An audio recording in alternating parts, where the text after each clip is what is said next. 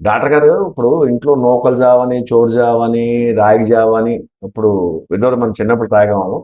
అది తాగితే ఏ వయసోళ్ళు ఎప్పుడు తాగాలి? టైం చెప్పండి. కొద్దిగా ఎలాగ ఉంటుంది దానివల్ల మంచిది? అందరికి నమస్కారం అండి. నేను డాక్టర్ ఉమాకాంత్, రాజమండ్రి ప్రకాష్ నగర్లోని శ్రీ హస్త గ్యాస్ట్రో హాస్పిటల్ నాది. ఈ జావల గురించి అడిగారు. జావలు మంచిదండి.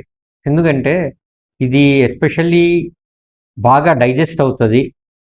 తర్వాత దాంట్లో కొద్ది సాల్ట్ అవి యాడ్ చేయడం వల్ల ఎలక్ట్రోలైట్స్ అవన్నీ రీప్లేస్మెంట్ వస్తుంది, వాటర్ రీప్లేస్మెంట్ వస్తుంది, అబ్జార్ప్షన్ బాగుంటుంది.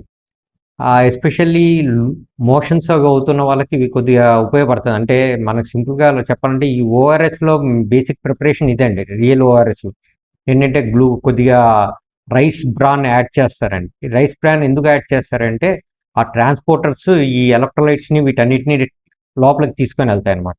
ఈ జావా ఇవన్నీ కూడా ఐడియా అదేనండి బేసిక్గా. ఈ జావా అవి తీసుకోవడం మంచిదండి. ఇవన్నీ మన ఎలక్ట్రోలైట్స్ని రీప్లేస్ చేస్తుంది, లిక్విడ్ రీప్లేస్ చేస్తుంది, మన హంగర్ కూడా కంట్రోల్ అవుతుంది, షుగర్స్ కంట్రోల్ అవుతాయి. ఇది సో జావా ఏ టైంలో అయినా తీసుకోవాలంటే జనరల్గా ఏంటంటే ఎంటీ స్టమక్లో అంటే మార్నింగ్ టిఫిన్ బదులు అది తీసుకోగలిగితే మంచిదండి. బట్ ఏ టైంలో అయినా తీసుకోవచ్చు. సిక్ పేషెంట్స్ ఏ టైంలో అయినా తీసుకోవచ్చు.